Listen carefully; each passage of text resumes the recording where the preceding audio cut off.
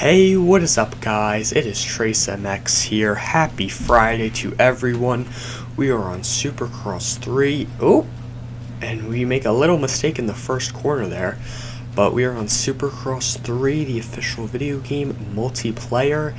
And it was looking like we were going to get a good start until we got a little bit jammed up. But we're working our way quickly right back to second place. So we have to go catch the leader, but that's not why I made this video. I want to make the main focus of this video Indianapolis triple header rounds 4, 5, and 6 rounds. Should be good, should be exciting. We have a very tight points race going into round 4, and I hope it stays this tight because that will make for a fantastic season. We have 14 rounds left. We are following up after Houston's round 1, 2, and 3. They were great racing action in the 250 and the 450 class. It was fantastic. Great battling, very inconsistent finishes by a lot of riders, which is why our points are so closely tight into this week. So, it should be looking good. Ken Roxon, of course, is the points leader, followed by Justin Barsha and Cooper Webb. So, and those guys got into it in the heat race. Cooper Webb had some things to say, so we should have some good battling. We also have the Cowie boys, Eli Tomac and Adam Cianciarulo, following behind. Adam Cianciarulo 9 points down, Eli Tomac 6 points down. Don't count out Zach Osborne either. He is not too far behind. Marvin Muscan neither. He won the last 2 Indianapolis rounds. So it's press day today, and I didn't get a track map, but the track looks technical. It looks real fun, but we make a mistake. We were running such great laps following behind this guy, and we make a big time mistake. That's unfortunate. But luckily we're still in second place. But back to what I was saying, it's going to be good. We have a really good track, I think, going into this Saturday, round 4. The points are tight, so it doesn't get much better than this. There's not too much more really you can ask for as a fan. I mean, the 5 top riders are all within 9 points, and I absolutely think that these will be the 5 top riders. Of course, I also thought Zach Osborne and Chase Sexton would be in it too. Zach Osborne, of course, not too far back, but he is a few points down. And Chase Sexton, of course, had a big crash at round 2. So it's shaping up good, though. We have our 5 guys, and I think if we can have those 5 guys stay in it, have consistent finishes, and not get injured, then we're in for a fantastic season. And out of those 5 guys, Ken Roxon and Adam Cianciarulo are still yet to win. So we've had Justin Barsha, Eli Tomac, and Cooper Webb win our first 3 rounds in Houston, which isn't surprising to anybody, actually. So I think Kenny and Adam are due for one, and they will definitely be getting one in Indianapolis. I have no doubt about it. And I think Zach Osborne, Marvin Muscan, even Malcolm Stewart, Dylan Ferrandis, they want to get wins too. So they'll be in it too. Hopefully none of them make a mistake like we just did in that rhythm section. That was unfortunate right there. So we're at Anaheim 1. Right here we're in second place behind this guy with not too much time left to go. And we're also going to be having another race right after this.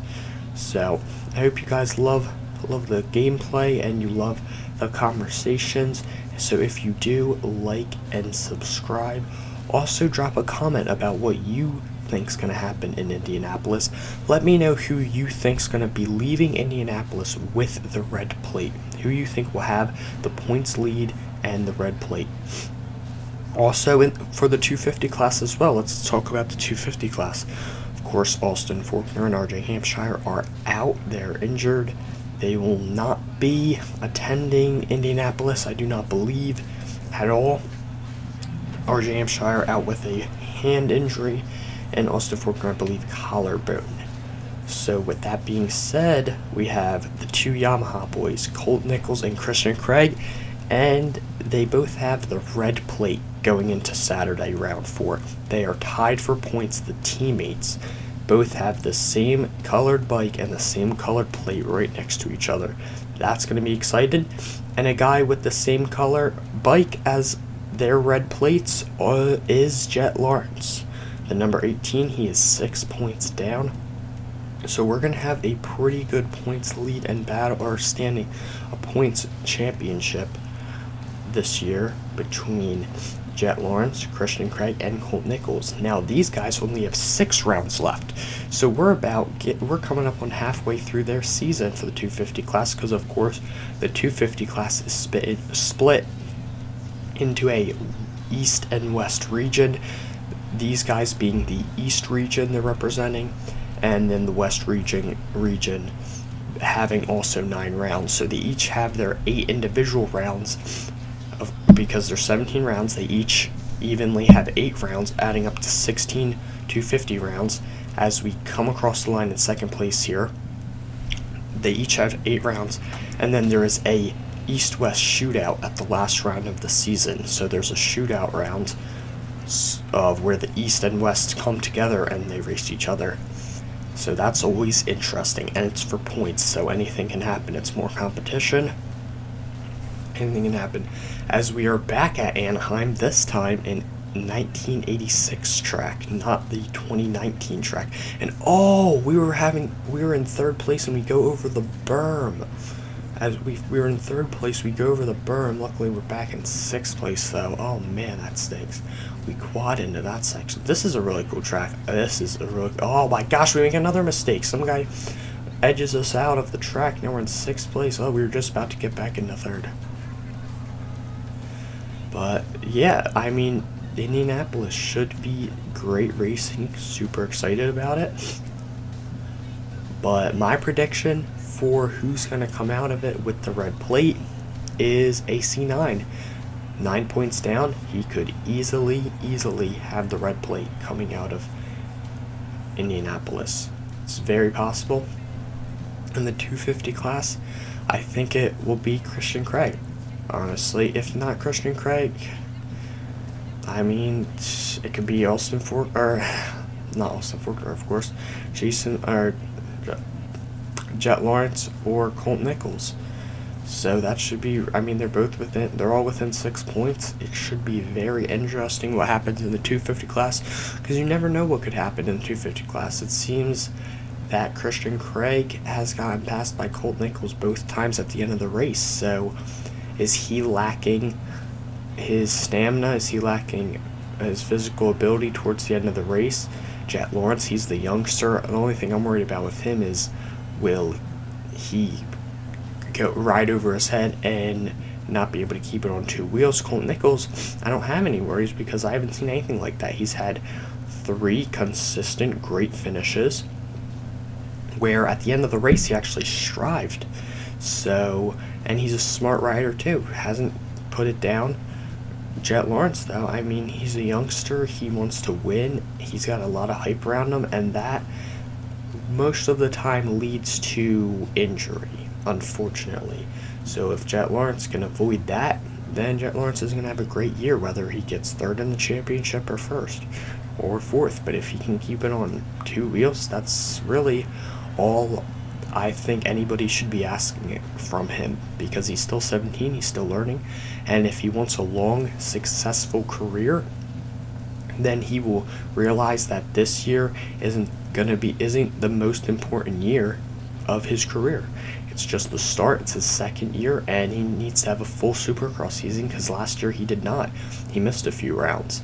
So luckily he was able to come back after the big long break, because we missed a lot of time and we had to make up those rounds. So luckily he was able to come back and race and get experience, and he did really good. He had a really good job, and in the motocross season he did fantastic. But now he's real hyped up. So hopefully he keeps it on 2 wheels, gets a full long year in with no injury, and that would be the best thing for his career. That would be the best thing. He'd no doubt win next year. So I wish luck to him. So there's going to be a lot of good stuff happening with the Supercross season. Oh, and the guy in front of us goes over the berm. That puts us in second place, but we are far from the leader. We lost a lot of time. Just a minute left in this one as well, plus 2 laps. Like I said, make sure you guys drop a comment about what you think is going to happen in the 250 and 450 class. See what's going to go on. Should be exciting. Should be really good.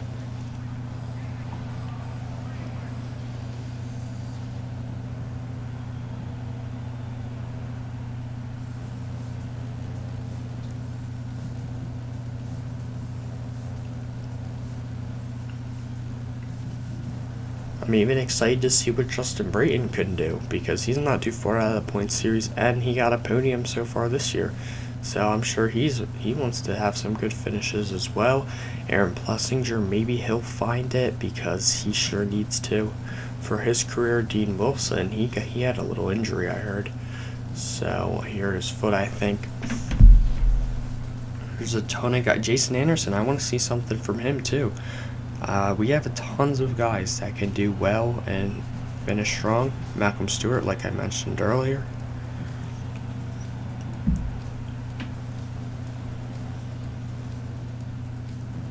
We're trying to catch up to this guy. I don't think we're really going to have enough time, though, with only 2 laps to go in this one.